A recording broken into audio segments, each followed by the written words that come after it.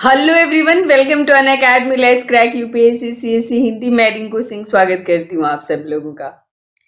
तो उपिंदर सिंह का जो मैंने सीरीज शुरू किया है जिसमें आप लोग बौद्ध धर्म, जैन धर्म, 16 महाजनपद, मतलब शुरू से ही मैंने स्टोन एज से करवाया आप लोगों का। और स्टोन एज से इनफैक्ट इंडस वैली सिविलाइजेशन से करवाया है। और जो इम्पोर्टेंट सेक्शन मुझे लगा है वहीं से मैंने लिया है, जो जहां से आपकी जीएस के भी क्वेश्चंस बनते हैं, वो ऑप्शनल के भी क्वेश्चंस बनते हैं। तो सिंधु घाटी सभ्यता से लेकर और मौर्य काल तक मैं करा चुकी हूँ। तो मौर्य काल अभी कंप्लीट नहीं हुआ है, आज उसी में हम लोग मौर्य प्रशासन पढ़ेंगे। और ये मौर्य प्रशासन आपके लिए काफी इंपॉर्टेंट होगा। और ये इम्पॉर्टेंट इसलिए होगा कि इतना डिटेल में आपको सारी बुक में मिलता नहीं है। और प्लस इसमें मौर्य प्रशासन के साथ साथ मैं अशोक का धम्म भी कराने वाली हूँ। तो ये एक लंबा सेशन जाएगा थोड़ा सा। और यहाँ से आपके क्वेश्चंस, आपके प्रीलिम्स और मेंस दोनों के क्वेश्चंस बहुत मिलने वाले हैं। तो अनअकैडमी के बारे में मैं आप लोगों को बताना चाहती हूँ कि अनअकैडमी इंडिया का लार्जेस्ट प्लेटफॉर्म बन चुका है। और यहाँ पर आप आते हैं तो आपको डेली लाइव क्लासेज के साथ साथ आपको पूरा का पूरा जो है लाइव टेस्ट, क्विजेस, पूरा स्ट्रक्चर्ड कोर्स मिलता है आपको। स्ट्रक्चर्ड कोर्स का मतलब आपके सिलेबस के अकॉर्डिंग आपको A to Z चीजें यहाँ पर मिलती हैं। और एक सब्सक्रिप्शन आपको अनलिमिटेड एक्सेस देता है। वहां पर जैसे ही आप अनअकैडमी को सब्सक्राइब करते हो जीएस के लिए, तो जीएस के जितने कोर्सेज हैं उसको पढ़ोगे। ऑप्शनल के लिए करते हो तो ऑप्शनल के जितने कोर्सेज हैं आप उसको पढ़ोगे। तो अनअकैडमी को सब्सक्राइब करने के लिए और वहां पर जो फ्री क्लासेज है उसको लेने के लिए आपको एक लर्निंग ऐप डाउनलोड करना पड़ेगा। और ये लर्निंग ऐप जैसे ही आप डाउनलोड करते हो आप 100+ टॉप एडुकेटर्स को पढ़ पाओगे। 1500, 500, 19+ कोर्सेज वहां पर जो अवेलेबल हैं आप उनको भी पढ़ पाओगे। तो आप सब्सक्रिप्शन जैसे ही लेते हो ये पूरा का पूरा आपको मिल जाएगा, यानी खुल जा सिम अंदर का सारा खजाना आपका होगा। तो अनअकैडमी पर आने के 2 तरीके हैं, प्लस और आइकॉनिक। तो प्लस लेते हो आप, तो अगर आप प्लस लेते हो तो आपको daily live classes, test series, unlimited practice मिलता है आपको स्ट्रक्चर शेड्यूल के साथ। तो ये आपका होगा 44,550 में 12 महीने का, 1 साल का। और 64,800 में 24 मंथ्स का, 2 साल का आपको ये कोर्स मिलेगा। अनअकैडमी पर आने के लिए दूसरा ऑप्शन है आइकॉनिक। तो अगर आइकॉनिक लेते हो आप, तो आइकॉनिक लेते हो तो डेली का जो है आपको, मतलब ये तो सब मिलेगा ही, जो प्लस वालों के लिए वो सब तो आपको मिलेगा ही। साथ में आपको एक पर्सनल कोच मिलेगा जिसके साथ आप पूरा क्वेश्चन आंसर प्रैक्टिस करा पाएंगे। पूरा स्टडी प्लानर, पर्सनलाइज फीडबैक, सब स्टडी प्लानर वो उस कोच के साथ आप डिस्कस कर सकते हैं कि हाँ किस तरह से आपको करना है। तो 57,600 में 12 मंथ्स का है आपका। और 89,100 में 24 मंथ्स का है मेरे इस कोड के साथ। तो कोड यूज करेंगे तो आपको 10% का डिस्काउंट मिलेगा आपको अपनी फी में। और ये है आपके ऑप्शनल की कुछ कोर्सेज। तो ऑप्शनल का ये जो कोर्स है ये आपका, ये जो आप सारे सब्जेक्ट देख पा रहे हैं, सिर्फ इसका भी सब्सक्रिप्शन ले सकते हैं आप। तो 1 महीने से लेकर 36 महीने तक का कोर्स है। और ये है आपका फी कम से कम 12 महीने का, तो आप जरूर लीजिएगा इस कोर्स को, ठीक है। और ये मेरा कोड है रिंकू लाइव, इसको भी यूज करते हैं आप तो आपको 10% का डिस्काउंट आपको मिलेगा, ठीक है। सब्सक्रिप्शन के लिए भी मिलेगा आपको 10% का डिस्काउंट मेरे कोड के साथ। और अब आप सिर्फ ऑप्शनल का भी सब्सक्रिप्शन आप ले सकते हो। आप कहा करते थे कि मैम सिर्फ ऑप्शनल पढ़ना है, तो आप सिर्फ ऑप्शनल का भी अब सब्सक्रिप्शन ले सकते हो। ये मेरा टेलीग्राम लिंक है, यहाँ पर आप मुझे कांटेक्ट कीजिए। और ये मेरा कोड रिंकू लाइव मेरा कोड है। मेरे कोड के साथ आप आते हैं तो आप कंप्लीट गाइडेंस मिलेगी आपको हर तरह से। और जहां पर भी डाउट होगा आप मेरे से बात कर पाओगे। तो मौर्य साम्राज्य में आज हम लोग सबसे पहले ये देखेंगे कि उस समय ग्राम्य और नगरीय जीवन की झलक कैसी थी। तो मैं आप लोगों को, जैसा कि पता है, ये उपिंदर सिंह से मैं पढ़ा रही हूँ आप लोगों को, और बस आज किताब की फोटो डालना मैं भूल गई हूँ। तो ये उपिंदर सिंह से आप लोग पढ़ रहे हैं, और इसमें मैं आप लोगों को मौर्य साम्राज्य के बारे में जानने के सोर्सेज पढ़ा चुकी हूँ मैं आप लोगों को, और मौर्य शासकों को पढ़ा चुकी हूँ। अब आज आप सिर्फ क्या पढ़ेंगे, तो आज आप पढ़ेंगे उस समय ग्राम्य और नगरीय जीवन कैसा था, और मौर्य प्रशासन कैसा था, और अशोक का धम्म। तो मेगास्थनीज कहता है कि क्योंकि वो एक विदेशी था, तो वो कहता है कि जो पूरा समाज है, ग्राम्य एवं नगरीय जीवन का मतलब समाज, ग्रामीण समाज कैसा था, नगरीय समाज कैसा था। तो मेगास्थनीज कहता है कि भारतीय समाज कई स्तरों में विभाजित था, यानी कई लेवल्स थे। तो ये क्योंकि विदेशी था तो उसने जो काम देखा, काम के आधार पर उसने जातियां बांट दी थी, और उसकी बात को डियोडोरस और स्ट्रैबो ने भी मोहर लगाया है। डियोडोरस और स्ट्रैबो ने भी मोहर लगाया है उसकी इस बात को कि बटा हुआ था, कई वर्ग में बटा हुआ था। तो इसमें जैसे ये एक यूनानी शब्द मेरे आता है, मेरे, और एरियन जने कहता है। स्ट्रैबो ने कहता है क्या, डियोडोरस स्ट्रैबो मेरे शब्द का इस्तेमाल करते हैं और एरियन जने शब्द का इस्तेमाल करता है। और ये की मतलब इससे कि कई बांटा गया है, कई स्तरों में बांटा गया है, तो उस विभाजन शब्द का प्रयोग आता है।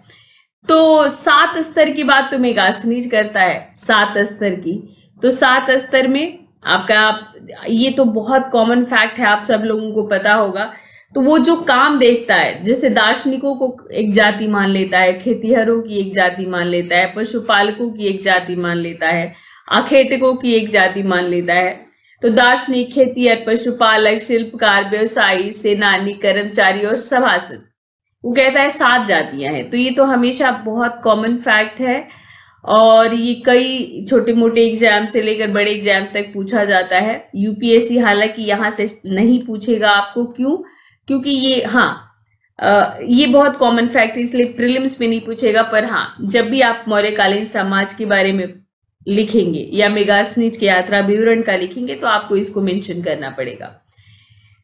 ये कहता है कि भारत में विवाह जीनोस के आधार पर किया जाता है, यानी जन्म के आधार पर कुल, और जो है मतलब जीनोस शब्द का इस्तेमाल किया है, वो जन्म के आधार पर कुल या मतलब संबंधों को व्यक्त करने के लिए यूनानी शब्द है। तो कहता है जीनोस के बाहर नहीं हो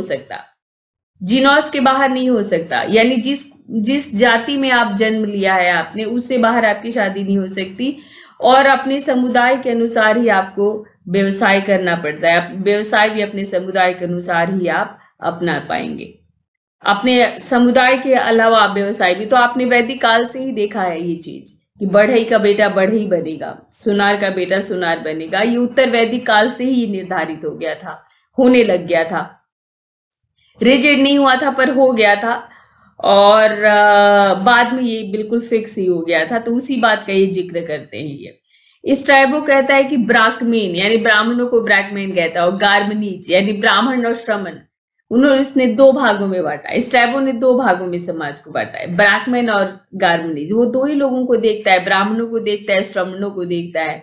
अर्थशास्त्र में वेतन भोगी मजदूरों का भी उल्लेख है, और बंधुआ मजदूरों का भी उल्लेख है, दास मजदूरों का भी उल्लेख है। 3 तरह के मजदूरों का, एक जो मजदूरी करने के पहले बदले में पैसा पाते हैं, एक जो बंधुआ मजदूर हैं जिनको मजदूरी के बदले और कुछ भी नहीं मिलता, कभी उनके बाप दादू ने लिया होगा पैसा या उन्होंने लिया होगा, जो चुका नहीं पाए होंगे, उसके बदले में करते। और कुछ दास थे वो काम करते थे।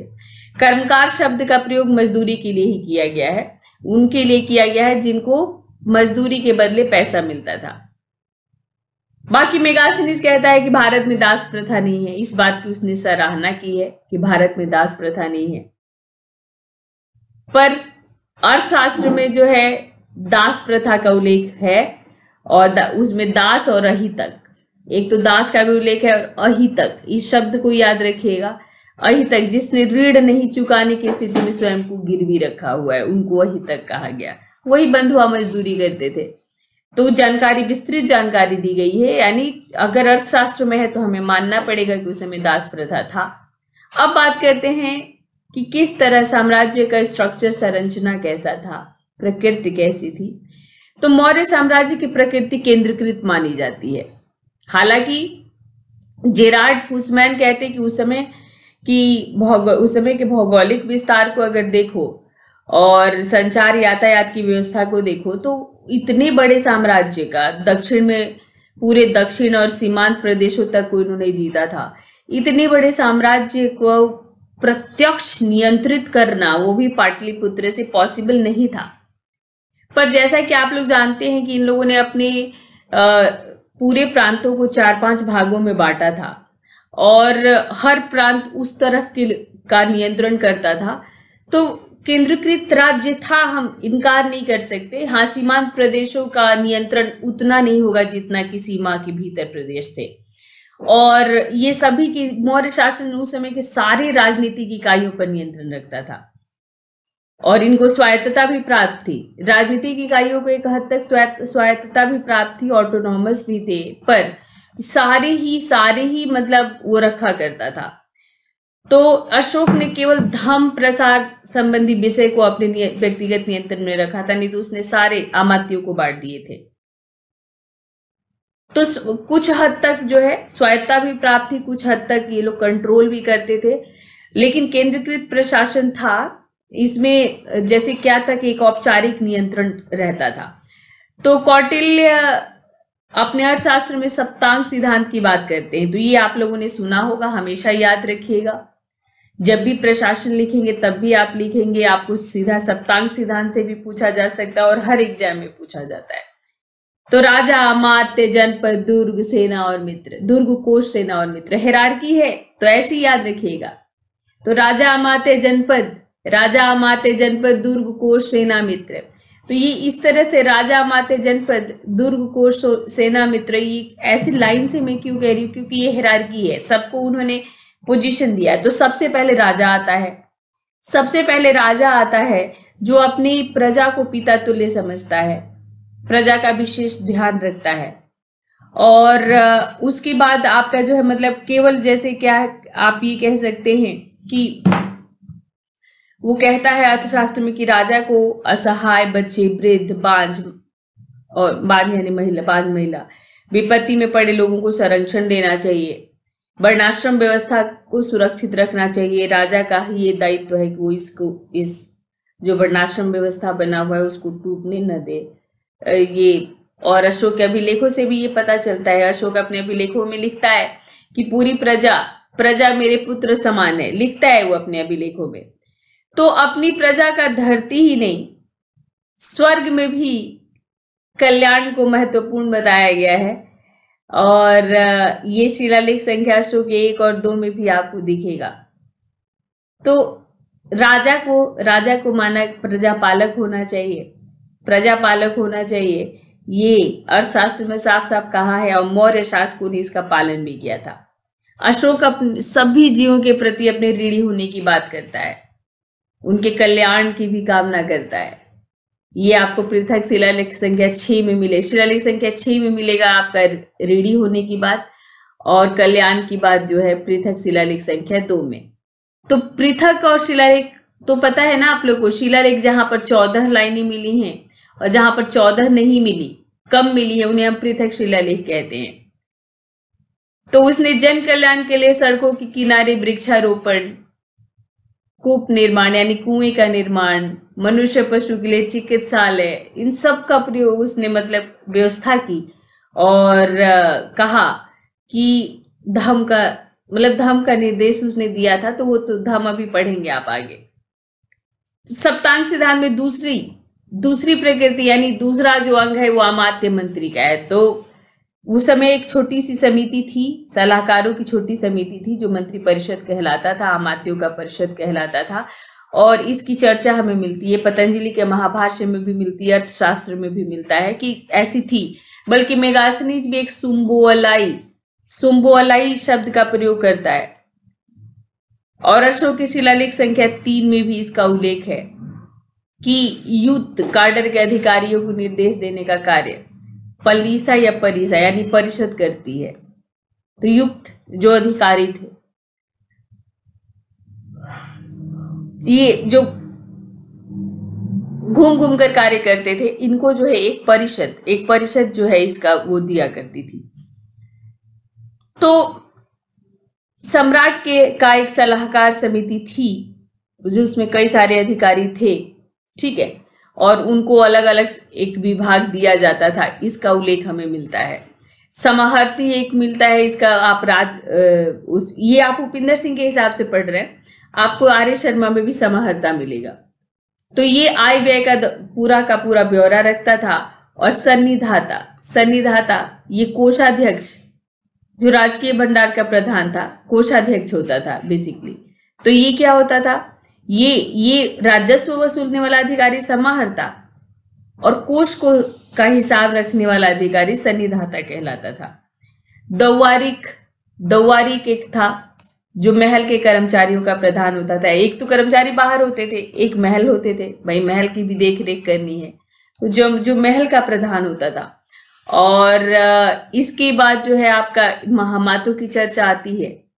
तो धम महामात्र की चर्चा आती है। और इसके अलावा अंत महामात, सीमांत महामात भी होते हैं। इतिझक महामात, महिला कल्याण के लिए भी महामात। बेसिकली महामात यहाँ पर मंत्रियों को कहा गया, अमात्य महामात्य, तो उसके लिए अलग अलग ये मंत्रियों का उल्लेख है। और बाकी आपने पढ़ा है कि मौर्य साम्राज्य प्रांतों में विभाजित था।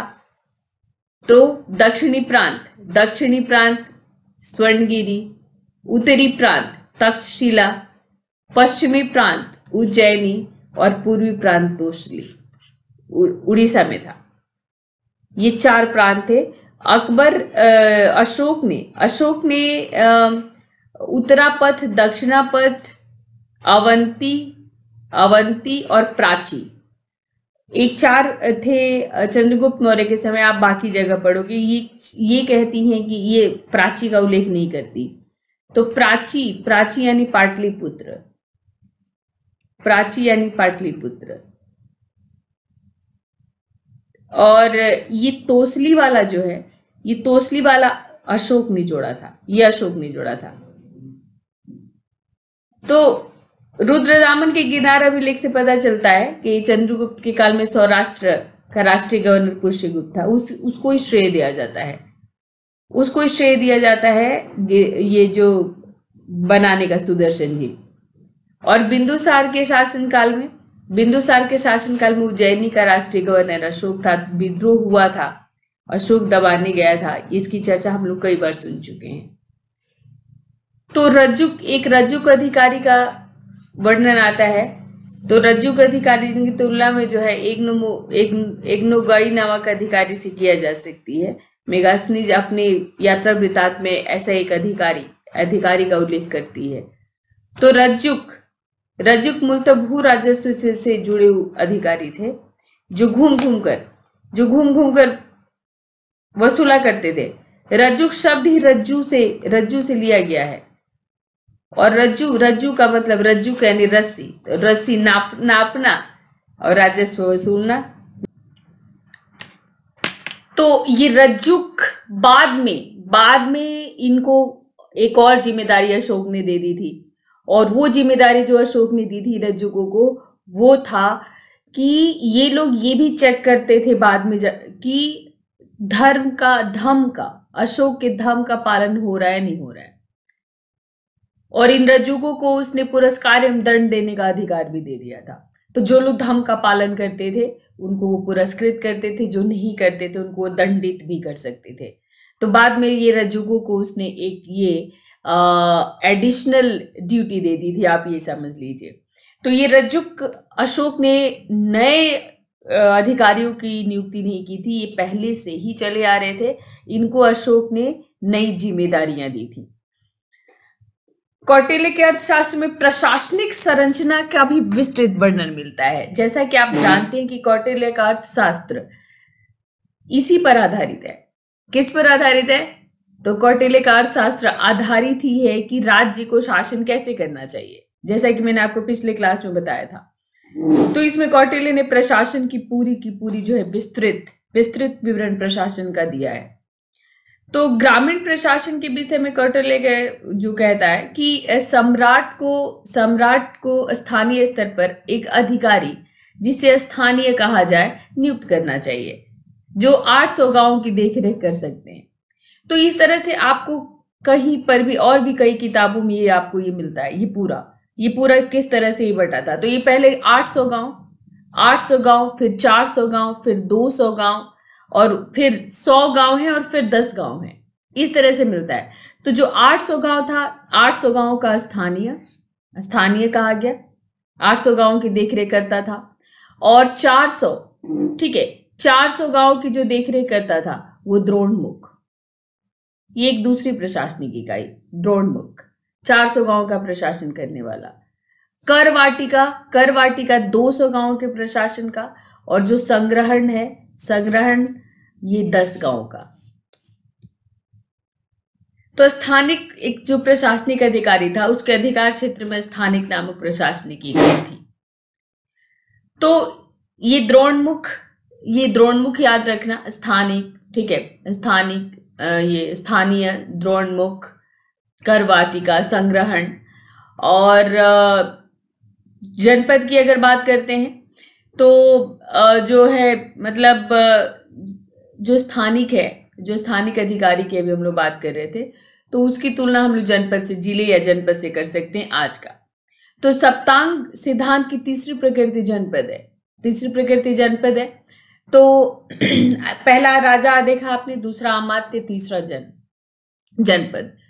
तो ये जनपद का, जैसा कि आप देख रहे हैं कि शुरू से उपिंदर सिंह सप्तांग सिद्धांतों का वर्णन कर पूरा चर्चा करते हुए और सप्तांग सिद्धांतों को एक्सप्लेन भी करती जा रही है।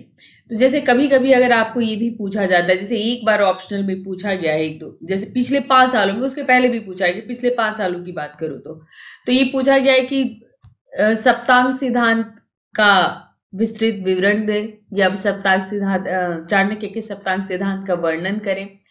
तो सप्तांग सिद्धांत की जो तीसरी प्रकृति है वो जनपद है। राजा अमात्य आप पढ़ चुके। तो 5 से 10 गांवों के ऊपर गोप नियुक्त किया जाता था। 5 से, इस संग्रहण के नीचे आ गया, तो 5 से 10 गांव के ऊपर जो है गोप नियुक्त किया जाता था। और ये सब के सारे जो स्थानिक अधीनस्थ अधिकारी होते थे। तो गांव का मुखिया क्या कहलाता था? ग्रामिक। गांव का मुखिया ग्रामिक कहलाता था। 5वां कोश सेना मित्र अब बचा आपका। तो 5वां हो गया कोश। तो कोश के अंतर्गत क्या क्या आता था? कृषि, पशुपालन, व्यवसाय, ये तीनों कोश के अंतर्गत आते थे। इन तीनों से जो राजस्व मिलता था, जो रेवेन्यू मिलता था, वो कोश के लिए महत्वपूर्ण था। तो कृषि, पशुपालन और व्यवसाय, ये तीनों। तो राज्य के कोश के लिए सबसे जो है महत्वपूर्ण था भूमि, जहां पर कृषि होती थी। आप जानते हैं प्राचीन काल में, मैं आप लोग को बहुत बार बता चुकी हूँ कि प्राचीन काल में सबसे महत्वपूर्ण जो सोर्स था वो रेवेन्यू का, वो था लैंड। और उसके बाद ही आपका पशुपालन और व्यवसाय आता था। मेगास्थनीज और डियोडोरस ने भी भूमि को सम्राट के अधीन माना है।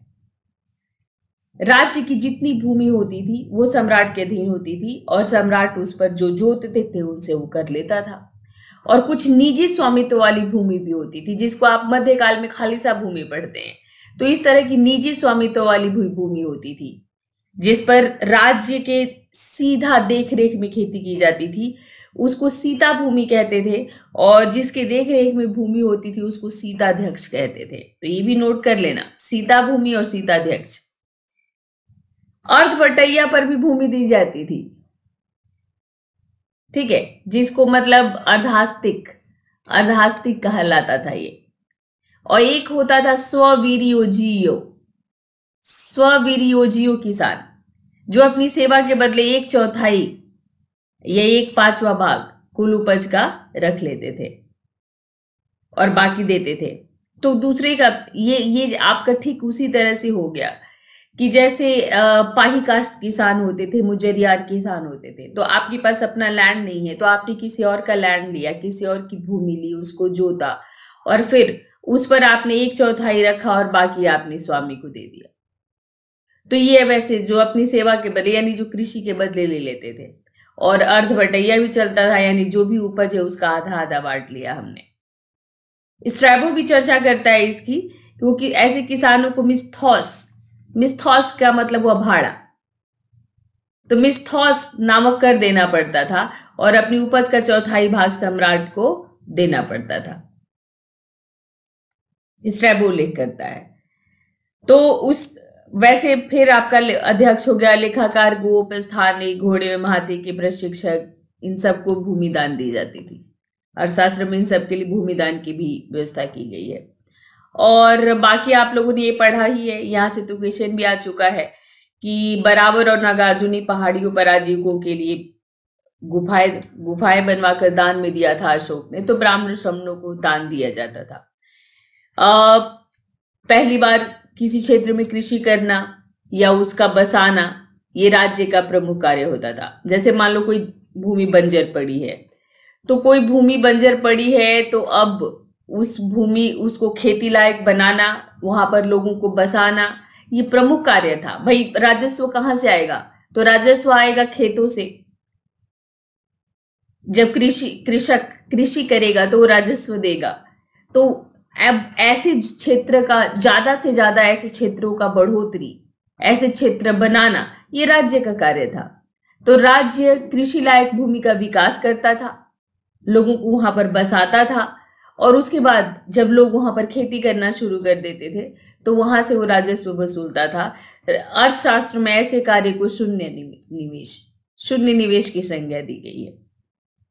और वाणिज्य कर पर भी चुंगी वंगी, कई तरह की चुंगी का आप जैसे उल्लेख मिलता है अर्थशास्त्र में, तो खूब चुंगी वसूला करा जाता था, क्योंकि सबसे ज्यादा अधिकारियों की संख्या आपको मौर्य काल में मिलेगी।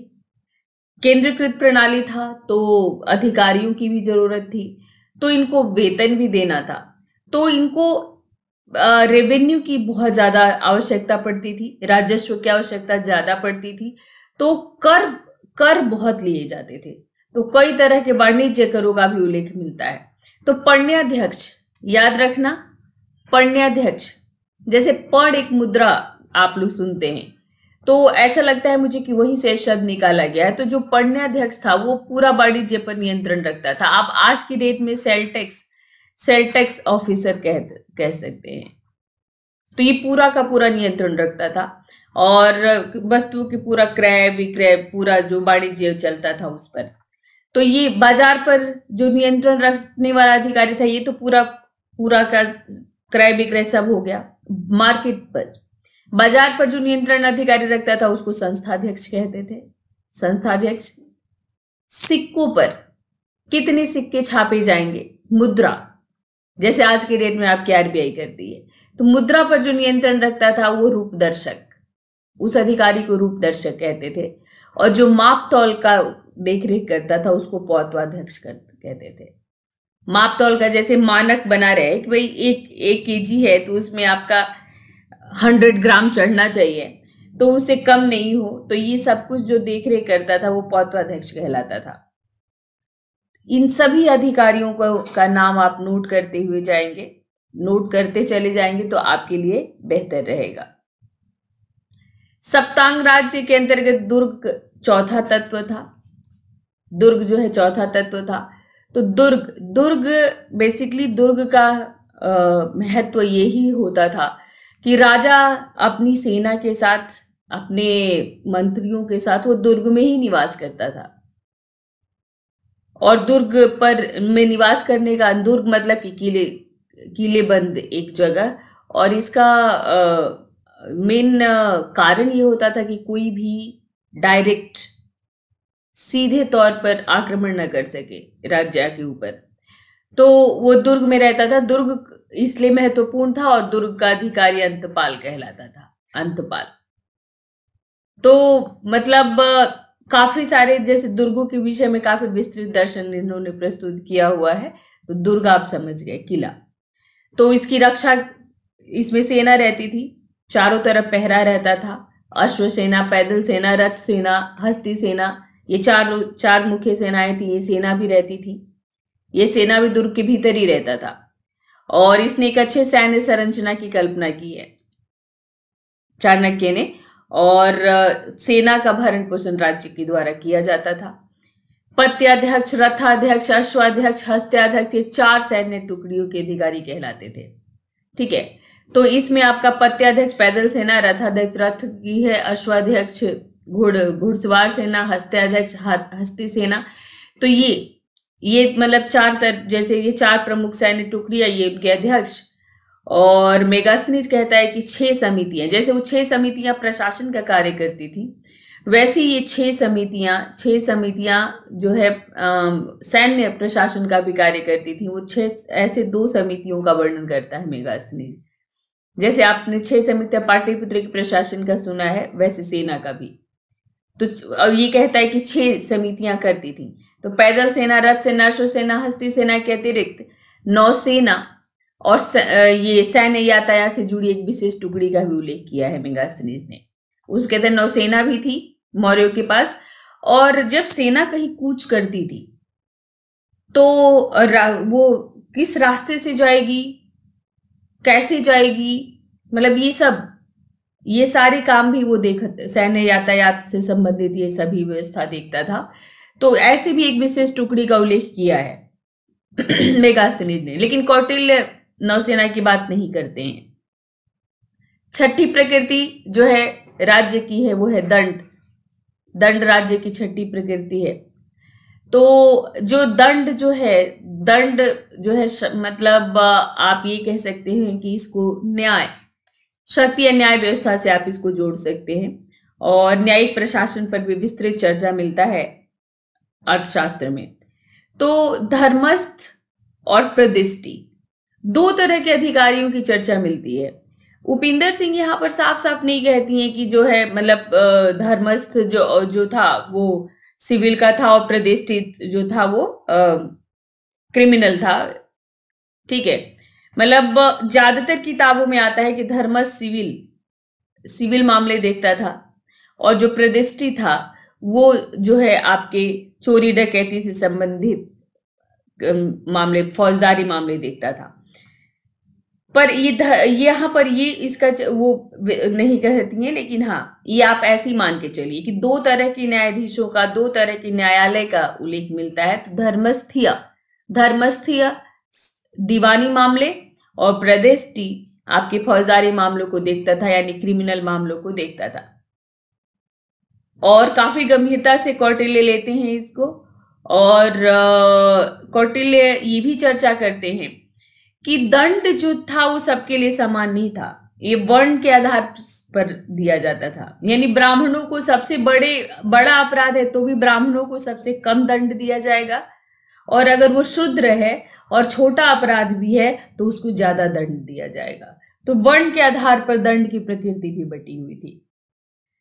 7वां मित्र, सप्तांग राज्य में 7वां हो गया आपका मित्र।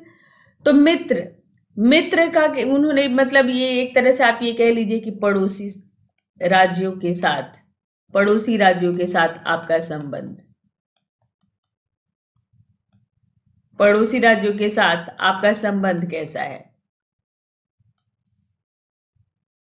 तो इसके लिए ही उन्होंने जैसे कहा कि मित्र का भी जैसे क्या होता है कि हमेशा जब आपके ऊपर संकट आता है तब भी मित्र की जरूरत पड़ती है आपको, और खुशी में भी मित्र की जरूरत पड़ती है। और एक राजा का मित्र उसके पड़ोसी राज्य होते हैं। तो अंतर राज्य की नीति, विदेश नीति पर विचार किया गया है और इसी में जो है मित्र का क्या उल्लेख किया गया है आपका इसमें। ठीक है, तो यदि शत्रु मजबूत हो तो उसके साथ संधि कर लेनी चाहिए, चाणक्य कहते हैं। और अगर वो कमजोर हो तो विग्रह या दुश्मनी की नीति का अनुपालन किया जा सकता है। मतलब उसके साथ संबंध मत रखिए या फिर उस पर कब्जा कर लीजिए। और यदि शत्रु बराबर शक्ति वाला हो तो आसन की नीति का निर्वाह होना चाहिए, इसमें कुछ भी नहीं किया जा सकता, केवल संबंध को मेंटेन करिए, ये उन्होंने कहा है। कमजोर है तो आप कुछ भी कर सकते हैं, है ना। और मजबूत है, अगर मजबूत है तो संधि कर लीजिए, मजबूत है तो संधि कर लीजिए। और कमजोर है तो आप ये भी कर सकते हैं कि आप उसके साथ दुश्मनी की नीति निभाइए। और अगर वो आपके बराबर वाला है तो बराबर का स्टेटस मेंटेन कीजिए। तो 3 प्रकार के विजेताओं की कल्पना की है कौटिल्य ने, असुर विजयी, लोभ विजयी, धर्म विजयी। तो असुर विजयी क्या है? असुर विजयी मतलब जब आप किसी को कमजोर देख करके वो कर लेते हो, आप एक लोभ अपने राज्य क्षेत्र बढ़ाने के लिए। और धर्म विजयी ही अच्छा माना गया। तो धर्म विजय का मतलब ये हुआ कि आपका राजा अपनी प्रतिष्ठा की स्थापना के लिए, अपने यश के लिए जब युद्ध करता है तो वो धर्म विजयी कहा जाता है। और लोभ विजयी में जो है विनाशकारी प्रवृत्तियों से वो प्रवृत्त होता है। लोभ से कोई मतलब कोई लोभ होता है उसको, या तो उस राज्य का लोभ है, या वहां पर कुछ उसके मतलब खजाने का लोभ है, जो भी हो लोभ, मतलब किसी लालच से जब वो मतलब प्रवृत्त होता है। ये रूपनाथ संस्करण है ये आपका, जिसमें साफ तौर पर ये लिखते हैं अशोक कि मैं संकल्पित रूप से एक शाक्य बना हूं। देवानाम प्रिय इसमें कहते हैं कि मैं 2.5 सालों से शाक्य बन गया हूं। तो इसको आप लोग पढ़ लीजिएगा। ये मतलब मैं इसलिए आप लोगों को दे देती हूँ कि आप लोग जैसे इसको पढ़ेंगे तो काफी अच्छा लगेगा। तो इसमें क्या क्या अशोक लिखवाते थे अपने अभिलेखों पर, ये आपको इससे पता चल जाएगा। अब बात करते हैं अशोक और बौद्ध धर्म की। सबसे इंपॉर्टेंट ये टर्म आपका आ गया, ठीक है, अशोक और बौद्ध धर्म।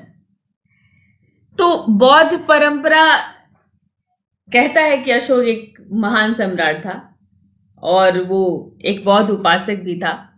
और अगर अब हम लोग ये बात करते हैं तो जैसे ये अशोक 84,000 स्तूपों का निर्माता माना जाता है।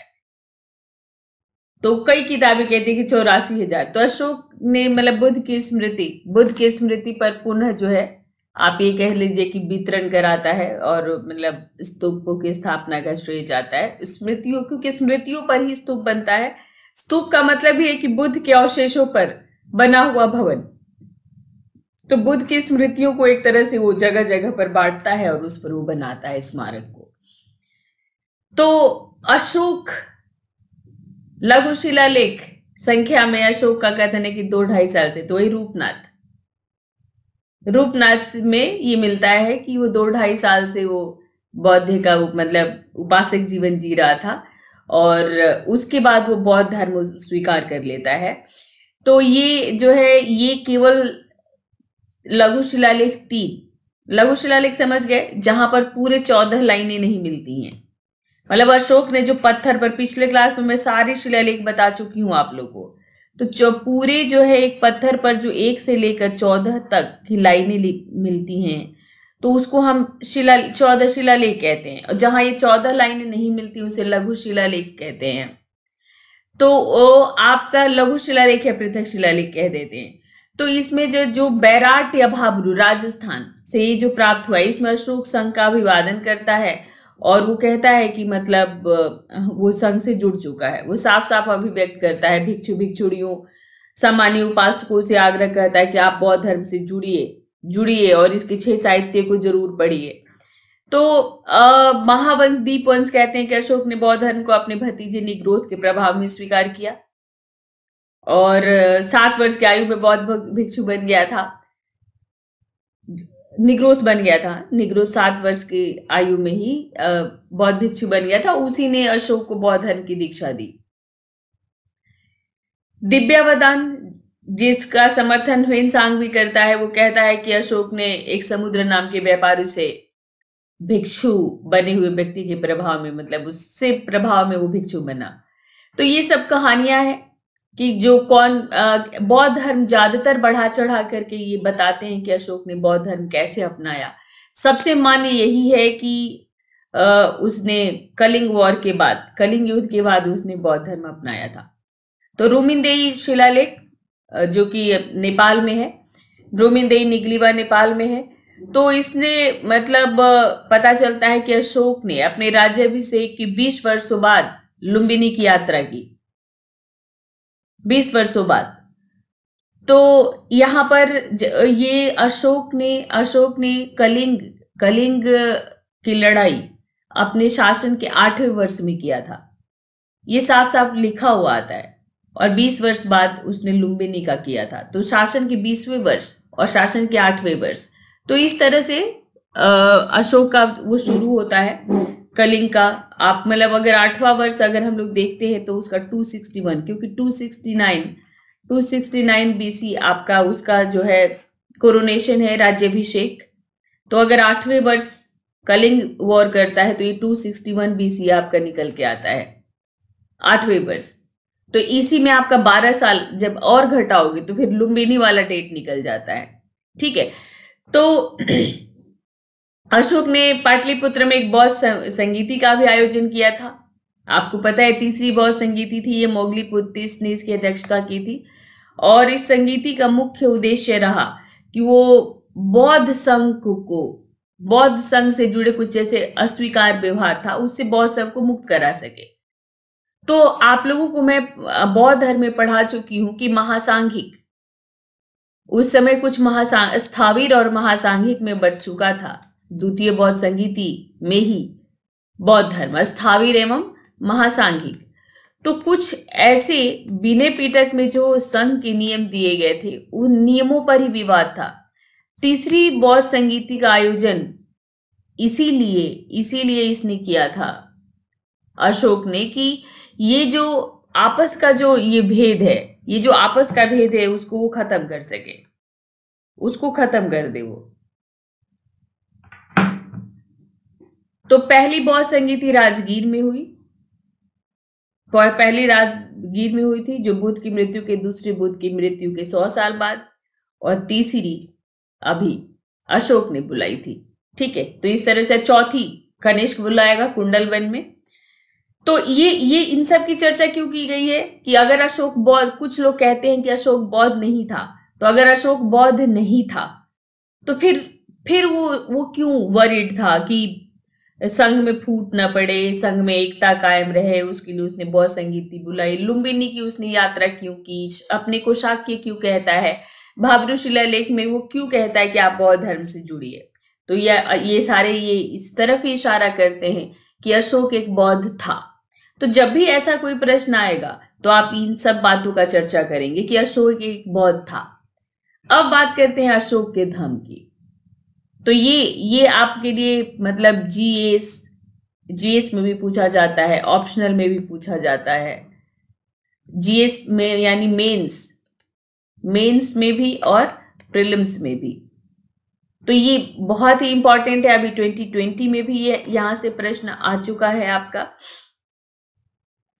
तो अशोक के अधिकांश अभिलेख, ठीक है, धम्म अभिलेख है। वो उसने अभिलेख इसीलिए लिखवाए कि आप उसके धम्म के बारे में समझ सको, धम्म के बारे में जान सको। तो स्तंभ अभिलेखों की संख्या ये 6 बताती हैं, 6 और कहती है कहीं कहीं 7 मिला है। और वैसे 7 स्तंभ लेख ऐसे बात की जाती है, पर युपिंदर सिंह कहती हैं कि ज्यादातर जगह 6 मिले हैं, कहीं कहीं 7 मिला है। तो स्तंभ अभिलेख 6 में वो कहते हैं कि धम्म अभिलेखों का व्यवहार, जिसे अशोक धम्म लिपि कहते हैं, राज्याभिषेक के 12 वर्ष बीत जाने के बाद शुरू हुआ। तो आप 269 से आप 12 घटा लेंगे तो वो डेट निकल आएगा। तो ये हो गया आपका 7 और ये हो गया आपका 5 और ये तो 2। तो 257 बीसी से ये इनका शुरू हो गया था। ठीक है, इनका जो है अपना धम्म का प्रचार शुरू हो गया था। तो अशोक ने जो है मुख्य रूप से उसने अपने धम्म में अहिंसा अहिंसा को प्रचारित करने की कोशिश की थी, जो कि बुद्ध निश्चित तौर पर हम कह सकते हैं कि ये बुद्ध का मुख्य उपदेश था। तो अहिंसा को उसने किया। तो इसने क्या, अपने शिलालेख संख्या 1 में जो 14 लाइन्स हैं उसमें जो पहली लाइन है शिलालेख संख्या 1 में, इसने पशुवध पर निषेध की बात की थी। इसने कहा पशुवध बंद करने की बात की थी, और विशेष तौर पर कुछ अवसरों पर, कुछ उत्सवों पर तो बिल्कुल ही निषेध कर दिया था। बाकी उसने कुछ पहले इजाजत दी थी, बाद में उसको भी उठा लिया था इसने। लेकिन कुछ अवसरों पर, जैसे बुद्ध के जन्म पर, पूर्णिमा वगैरह पर, उसने कहा था कि एकदम नहीं, राज्य में बिल्कुल भी पशु हत्या नहीं की जाएगी, बिल्कुल नहीं की जाएगी। 26 वर्ष बाद उसने जो स्तंभ अभिलेख संख्या 5 में पशुवध के निषेध और अहिंसा से जुड़े मतलब कई तथ्यों का ही हम लोग को व्यापक, आप ये कह सकते हैं कि प्रचलन दिखाई देता है। ठीक है, और बाकी एक तो अहिंसा हो गया जिसमें पशुवध मना था। इसके अलावा अच्छे नैतिक आचार और सामाजिक दायित्व, ये भी धर्म की दो मूल अन्य तत्व प्रतीत होते हैं। तो कई बार आप लोगों ने पढ़ा होगा, आर्य शर्मा भी कहते हैं कि अशोक का जो धर्म था वो एक तरह से सिविल कोड था, एक नैतिक आचार था कि पूरे साम्राज्य के लोगों को अपने जीवन में उन बातों को उतारना था। तो शिलालेख संख्या 9 की शुरुआत जो होती है उसमें वो ऐसे उत्सवों की आलोचना करता है कि आप जब बीमार पड़ते हैं तब, या फिर आपके घर में जब भी कोई शुभ कार्य होता है, शादी, विवाह, जन्म, या आप कभी यात्रा प्रारंभ करते हैं, तो आपके यहाँ पर कोई ना कोई भोज का आयोजन होता है, या फिर हवन होता है, कथा, पूजा। तो वो कहता है कि ये इन सब की आलोचना करता है। अशोक कहता है कि ये सब कर्मकांड है, और वो इसमें कहता है कि ये सारा स्त्रियां करती हैं, ये ज्यादातर, ये कहता है अशोक, ये स्त्रियां करती हैं। तो आलोचना करता है, वो स्त्रियों की सहभागिता की आलोचना करता है। वो कहता है कि ज्यादातर इन सब कार्यों में स्त्रियां इन्वॉल्व रहती हैं, तो वो स्त्रियों की आलोचना करता है और कहता है कि नहीं, ये सही नहीं है, आप इसकी जगह पे धम्म उत्सव करो। धम्म उत्सव क्या है? धम्म उत्सव में आप अपने अनुचरों के प्रति अच्छा व्यवहार करो, जो आपकी सर्वेंट्स हैं, आपके जो नौकर हैं, उनके साथ अच्छा व्यवहार करो। बुजुर्गों के प्रति सम्मानपूर्ण व्यवहार रखो। किसी भी जीव के प्रति सहिष्णुता का भाव, किसी भी जीव मात्र के प्रति सहिष्णुता का भाव, तो वो इंसान, पशु, पक्षी।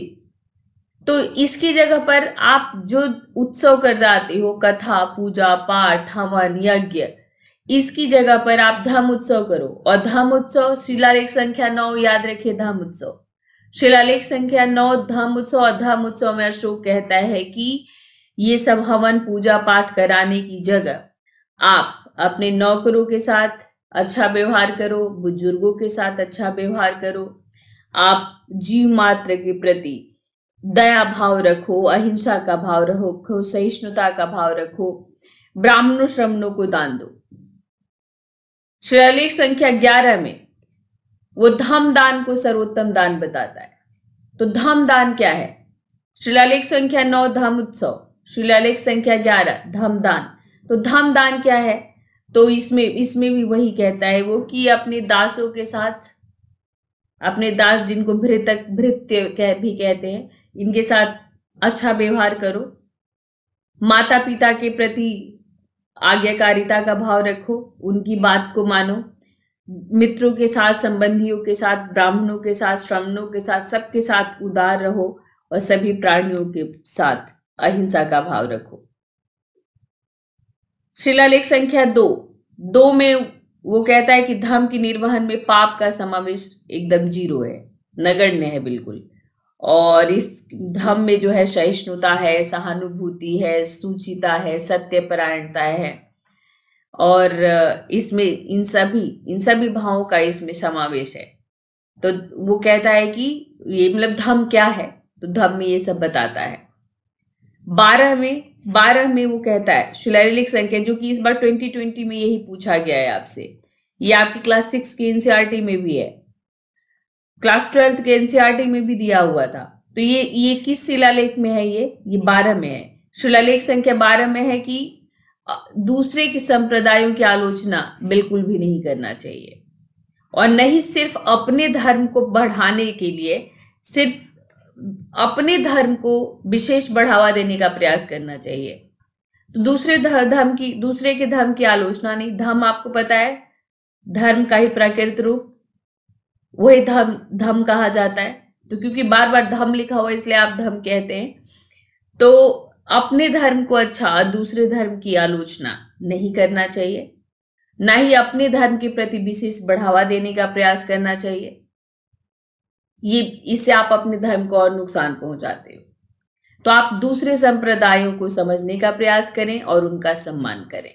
ये शिलालेख संख्या 12 में अशोक कहता है। अशोक धम्म नीति की बात करता है। कहता है कि धम्म नीति के द्वारा सभी संप्रदायों के धर्मों के उत्कृष्ट तत्वों को अपने जीवन में उतारा जा सकता है। अगर आप धर्म को अपनाते हो तो ये धर्म क्या है? सभी धर्मों का सम्मान करने की बात करता है। तो आप जब सभी धर्मों का सम्मान करोगे तो सभी धर्मों के जो भी अच्छी बातें हैं वो आप अपने जीवन में उतार सकते हैं।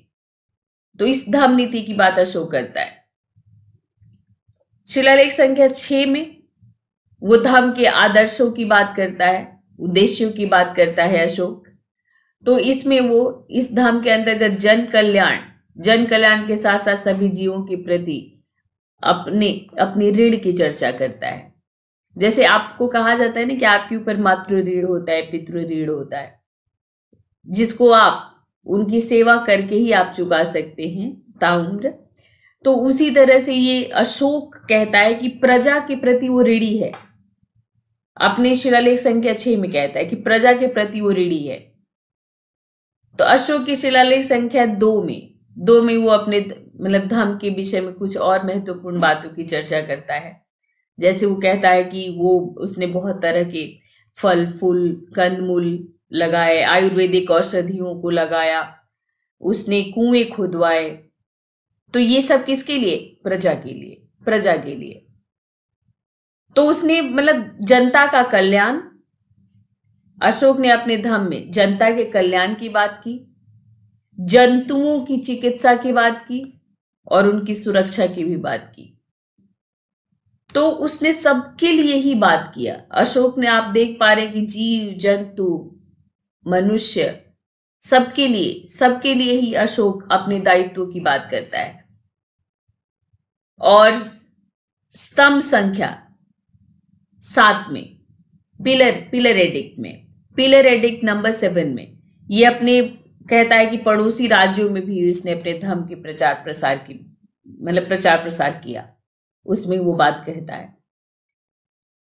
तो इसका जो अगर उत्तर पश्चिम में बात करें तो उत्तर पश्चिम में एंटियोकस था। तो एंटियोकस सीरिया के शासक थे, जिसका कहीं आप अंतियोकस भी नाम पढ़ते हो। और सुदूर दक्षिण में चोल तथा पांडे के पार भी उसने भेजे।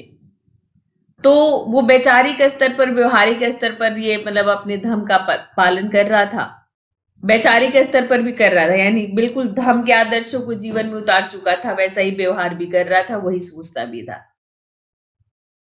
और उसने अपने को धर्म का प्रधान शिक्षक और संरक्षक के रूप में उसने वर्णन किया है कि एक सम्राट के रूप में वो धर्म का संरक्षक है और धर्म का जो है वो प्रधान शिक्षक है। शिलालेख संख्या 4 में वो कहता है कि किसी भी कर्म की अपेक्षा सम्राट अपने कर्तव्य और दायित्वों को सबसे अधिक महत्व देता है। और एक और रोचक बात यह है कि वो कहता है कि युद्ध विजय का परित्याग करता है और धर्म विजय की नीति का अनुसरण करता है। यानी धर्म भेरी घोष, वही आप पढ़ते हो ना, भेरी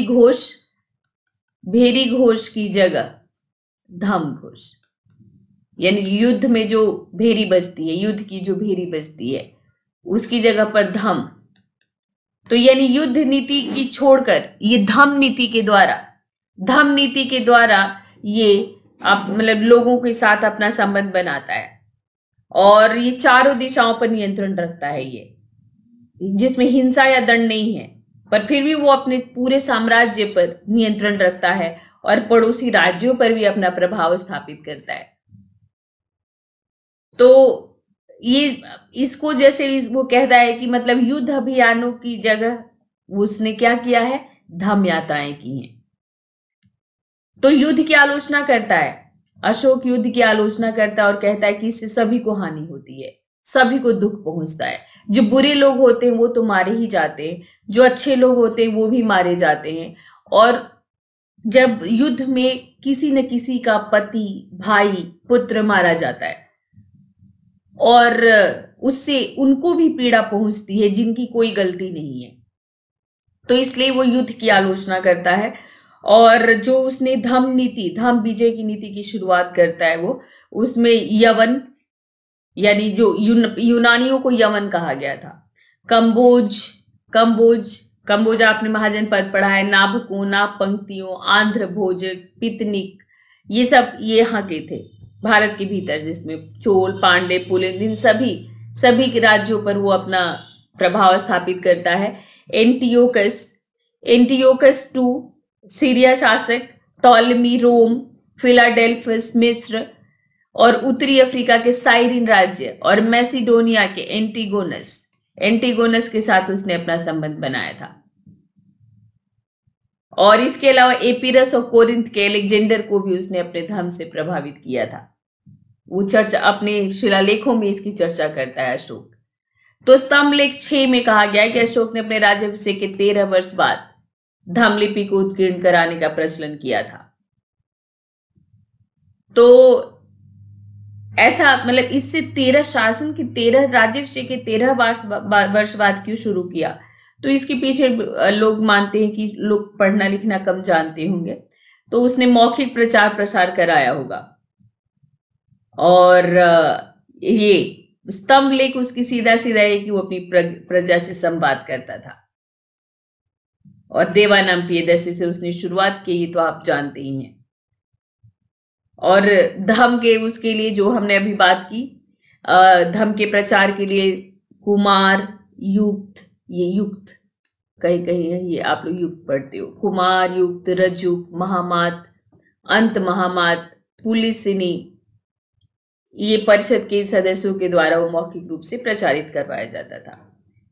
3 में लिखा है कि रजुक और प्रादेशिक इन अधिकारियों को प्रत्येक 5 वर्षों पर साम्राज्य के अलग अलग क्षेत्र में घूम घूम कर ये धम्म का प्रचार करने का दायित्व उनको सौंपा गया। और रज्जुक की बात हम लोग पहले भी कर चुके हैं, ये भी देखना कि लोग धम्म का पालन कर रहे हैं कि नहीं कर रहे हैं। और 13 साल बाद उसने एक अलग से डिपार्टमेंट ही बना दिया धम्म महामात का। 13 साल बाद एक अलग से डिपार्टमेंट बनाया। तो ये लोग धम्म प्रसार से जुड़े अधिकारी जो सीमांत प्रदेशों में रहने वाले जो यवन थे, कंबोज, गांधार, पितनिक, ऋषिक, कई समुदायों के बीच वो धम्म का प्रचार प्रसार करेंगे। 20वें वर्ष लुम्बिनी की यात्रा की थी, 10वें वर्ष उसने बोध गया की यात्रा की थी।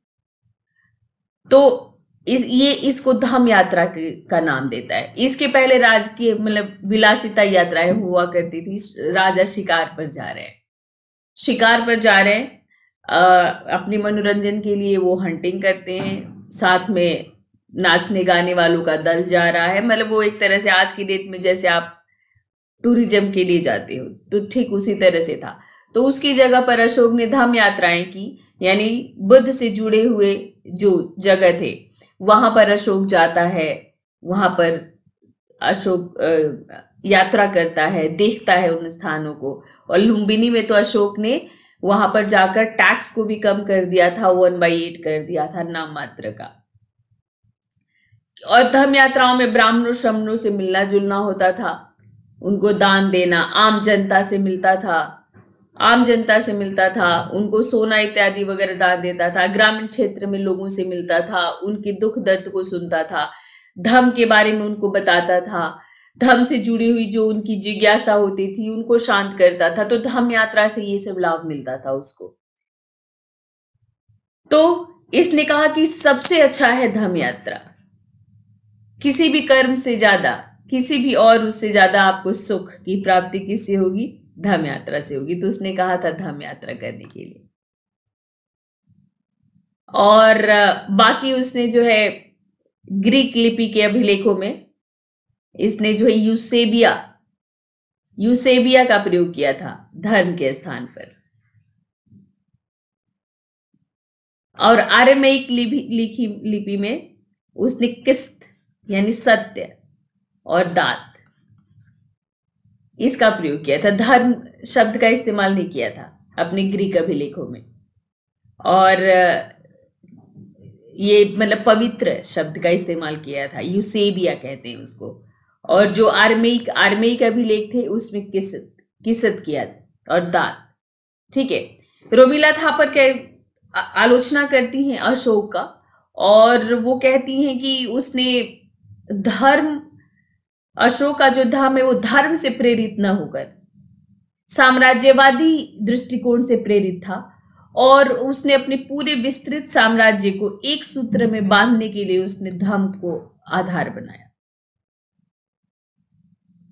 तो अशोक ने इसलिए धर्म को इस्तेमाल किया। हालांकि वो बौद्ध धर्म से जुड़े जितने भी मौलिक संदेश थे, जैसे कि चतवारी 4 आर्य सत्य, जो दुख है, अष्टांगिक मार्ग, नश्वरता, ये सारे परिनिर्वाण, ये सब सीधा मौजूद नहीं है अशोक के अभिलेखों में। रोमिला थापर कहती हैं कि अशोक के धम्म में ये सब मौजूद नहीं है। पर हम ये कह सकते हैं कि इन सब का अष्टांगिक मार्ग की चर्चा वो नहीं करता है, लेकिन अशोक का जो धाम है वो बौद्ध प्रभाव है उस पर। तो आप देख रहे हैं लुम्बिनी की यात्रा, बोध गया की यात्रा, निगलीवा रुमिंदेई में वो साफ साफ बौद्ध धर्म की बात करता है, अपने को शाक्य कहता है। तो इस तरह से उस पे बौद्ध प्रभाव अशोक पर, भाब्रो बैरा शिलालेख, तो सबसे ही पता चलता है हमें। तो वो क्योंकि अष्टांगिक मार्ग का वो एक तरह से बौद्ध धर्म का प्रचार नहीं कर रहा है, उसने अपने धर्म का प्रचार किया। उसका एक आप ये कह सकते हैं कि सिंप्लीफाइड फॉर्म था, बौद्ध धर्म का एक सिंप्लीफाइड फॉर्म था अशोक का धर्म। और वो धर्म भी बौद्ध ग्रंथ कहते हैं कि वो सिगालवाद सूत से लिया गया है, जिसमें उपासक धर्म यानी जो जनता जिसको कर सकती है, जिसका पालन, वैसे एक मतलब धार्मिक जीवन शैली में जो दी गई है सिगालवाद सूत में, उससे काफी समानता है अशोक के धर्म की। और भाब्रो शिलालेख में वो कहता ही है कि बौद्ध उपासकों को 6 प्रमुख बौद्ध ग्रंथों को पढ़ना चाहिए, उनका पालन करना चाहिए। तो ये भी महत्वपूर्ण हुआ। एक ये शुचिता और मानसिक अनुशासन की बात करता है शिलालेख संख्या 6 में। वो 7 में वो इसी तरह के कई राजादेशों को दोहराता है। धर्म से जुड़ी यात्राएं भी इस बात का अपने आप में प्रमाण है कि वो बौद्ध था, जैसा कि मैंने आपको बताया। ये यहाँ से आप लिखना शुरू करोगे कि अशोक बौद्ध धर्म से प्रभावित था या कि नहीं था, तो आप ये सब साक्ष्य देंगे, आप ये सभी साक्ष्य देंगे कि ये अशोक बौद्ध धर्म से प्रभावित था। ठीक है, ये सारे साक्ष्य आप वहां पर देंगे। तो अशोक के धर्म का संबंध बौद्ध धर्म से स्पष्ट था, और ये उसके शिलालेखों, स्तंभ लेखों में जो प्रतीक चिन्ह इस्तेमाल किए गए हैं उसके आधार पर भी कहा जा सकता है। और जिस तरह से स्तूपों का निर्माण कराया इससे भी। ठीक है, तो सभी प्रतीकों का मतलब कहीं ना कहीं कोई ना कोई परिप्रेक्ष्य है। जैसे गिरनार में गिरनार के स्तंभ में उसने सफेद हाथी का प्रयोग किया है। तो बौद्ध धर्म में ये कल्याण का प्रतीक माना जाता है। व्हाइट एलिफेंट कल्याण का प्रतीक माना जाता है बौद्ध धर्म में। कलसी अभिलेख जो कि उत्तराखंड से प्राप्त हुआ है, देहरादून के पास, कलसी में भी एक हाथी को दिखाया गया है, और इसमें गजता में लिखा गया है सर्वश्रेष्ठ हाथी उत्कीर्ण। आप जानते हैं कि बौद्ध धर्म में हाथी का महत्व इसलिए ज्यादा है कि बुद्ध के जन्म का प्रतीक माना जाता है, और उसमें अलग अलग कलर के हाथी का अलग अलग महत्व है। तो वहाँ हर जगह हाथियों का इस्तेमाल भी बौद्ध धर्म से ही प्रभावित इसको बताता है। धौली में भी हाथी का प्रतीक है और वहां पर सेतो शब्द का प्रयोग किया गया है। तो सेतो का मतलब सफेद हाथी, तो सफेद हाथी वही कल्याण, बौद्ध धर्म में कल्याण का।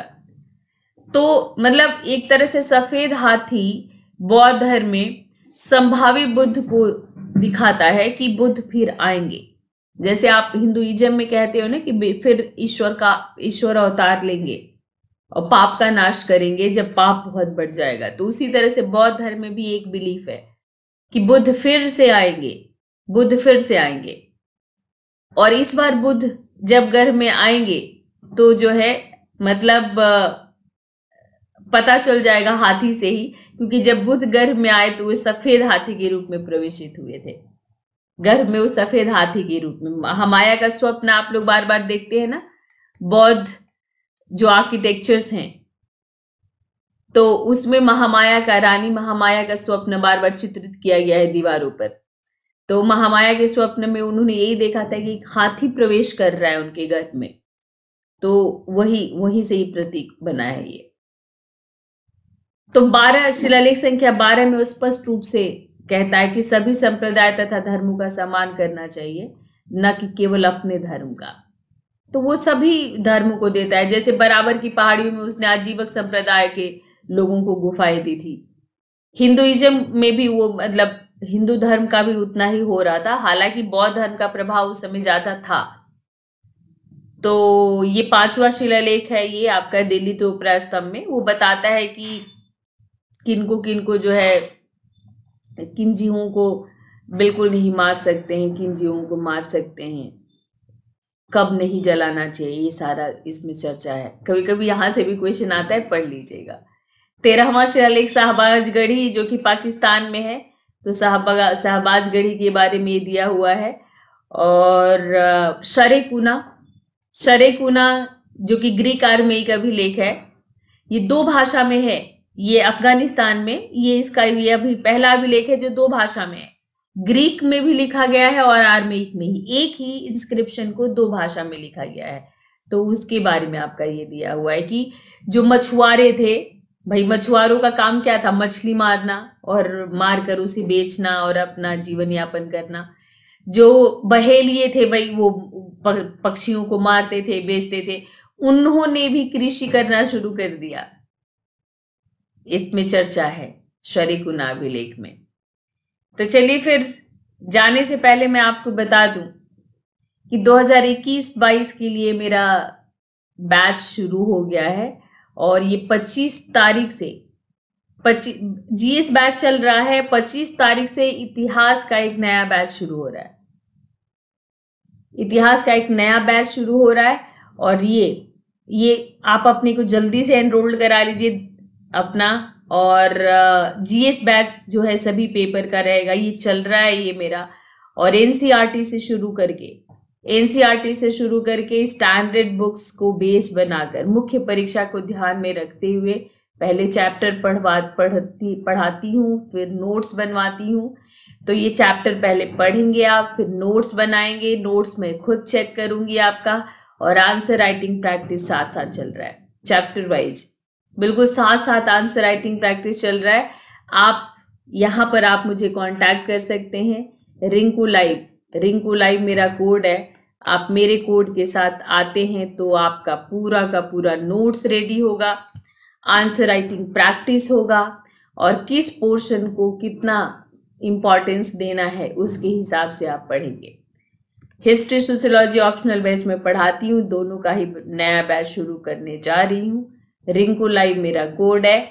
रिंकू लाइव कोड के साथ आप पाएंगे, मेरे इस ग्रुप के साथ, अभियान के साथ जुड़ेंगे। तो thank you for watching this session. मिलते हैं फिर नेक्स्ट सेशन में, तब तक के लिए आप सब लोगों को all the best. Bye bye.